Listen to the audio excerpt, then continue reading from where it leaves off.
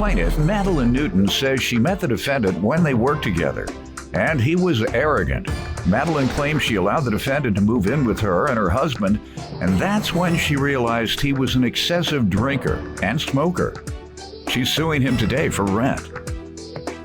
Defendant Joseph Roselle claims he always thought Madeline was undressing him with her eyes, and she once suggested that Joseph have a threesome with her and her husband. Joseph insists he never agreed to pay rent to Madeline, and therefore owes her nothing. Start with you. I first met the defendant at work about 5 years ago, and he had a reputation of being narcissistic and arrogant and real cocky. For example, he would walk around the office and comb his hair and kind of like the Fonz on Yeah, like the Fonz, like Fonzie from Happy Days. Days. So if you get that picture, and narcissistic, everything was Self-absorbed. a grossly inflated sense of self. Mm-hmm. And Lack of empathy for others. absolutely. Sounds like me. An unreasonably large ego. He combing his hair. Get him a leather jacket, too. Yeah, right. Short leather jacket. That's what Fonzie used to wear. All right, let me hear from you, sir. Okay, Your Honor, I met the plaintiff about 5-6 years ago. And I always find her kind of like she was undressing me with her eyes. Okay, and wait. Yeah, you're right. Wait. Boy, he thinks somebody's undressing him when they look at it. Go ahead. Okay, I worked 2 jobs. I came for my paperwork. So I was sitting there, dancing around. I was happy. I'm trying. Sometimes I'm gonna be the class clown, but I'm dancing around. So when I move in there, she says, that video I took of your butt, I still have. Of your butt. Of my butt. Okay, I'm not stuck up or anything. I was grateful to be there. And then on Veterans Day, she's swinging with her husband and says to me, I know what we can do today. I'm a vet. Her husband's a vet. Very nice guy. She says, let's have a threesome. Oh, wait. And when she found out my reaction to that, she said, no, I mean the movies. Me, you, and Bill can go to the movies. Ma'am, you want to give me some background on the tendency? Yes, sir. Type of guy was he when he stayed there with you all? He did drink anywhere from 6 to 8 beers every night, 7 days a week. And he also smoked at least a carton of cigarettes a day. That's a carton, you mean a not pack? a day, I'm sorry. At least a carton a week. And what is he would leave 10 packs in a carton? And this is an example please. of what I had to put up with at the entrance of my home every day. If it wasn't a water bottle, it was a beer can. Filled with cigarettes. Full of cigarettes.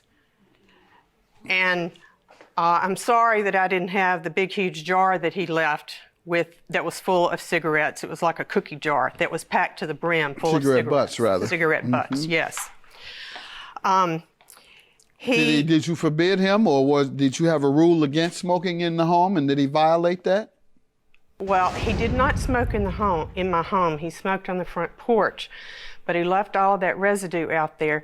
And during that time, I was trying to sell my house, and I asked him not to do it. He continued to do it. He did not pick it up and discard it. That bottle is what I picked up off of a porch, and I just happened to have Is this true, sir? a picture. You left all these cigarette butts on the porch? No, sir. No, you show more grace and gratefulness than that. Go ahead. And the other thing is, whenever he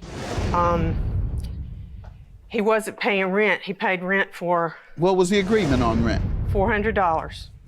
And he lived there what months? He lived there October, he paid $400. November, he paid $0. December, he paid $400. January, he paid $300. In February, he paid $200. And I have a picture of my house. It's not shabby living quarters that he had to deal with. Let's see it, please. So that's my house. This is the bedroom that he had. There's a real nice place. Yeah. You see, And he's putting cigarette butts all over the porch. absolutely. This is his bedroom? Yes, sir. Man, you live like a king. Pay $400 a month. He didn't have to pay any utilities. Yeah. I have a big heart, and I felt bad for him because he had gotten kicked out of his apartment that he shared with his son, and he came in the office crying and had no place to go and was virtually homeless, living in his car. And at that point, he was a very, very humble, but that quickly changed into reverting back to his If old I lived in way a house of- like this rent-free, I'd be sticking my chest out too, walking around, talking stuff to people. Acting like Fonzie. Yeah, acting like Fonzie. Yeah, I sure would. Fonzie stayed upstairs too, didn't he? Yeah.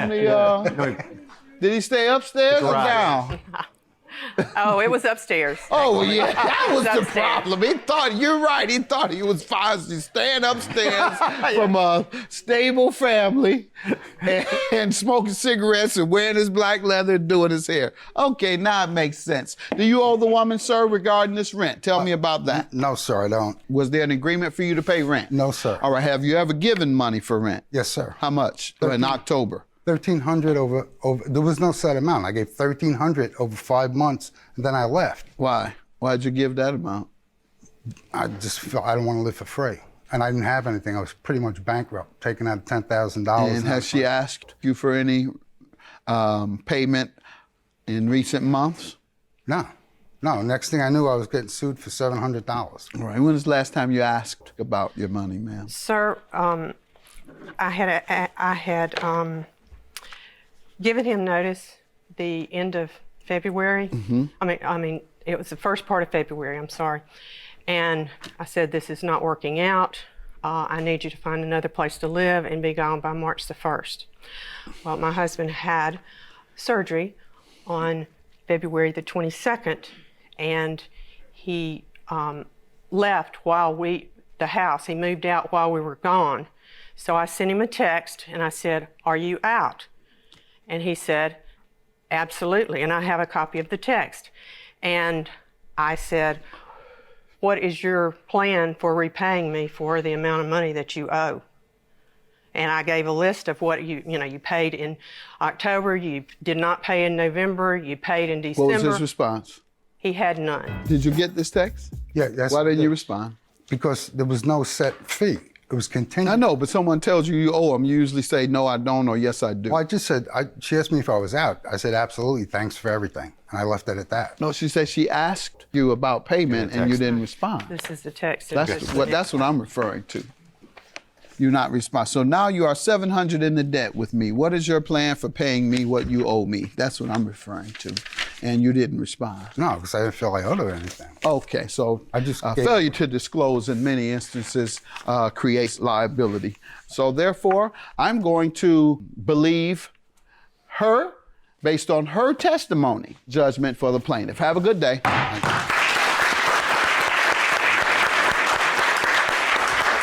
Just don't know how somebody could be such a jerk. I just like to thank, having a place to go to for the few months and appreciate it. Thank you.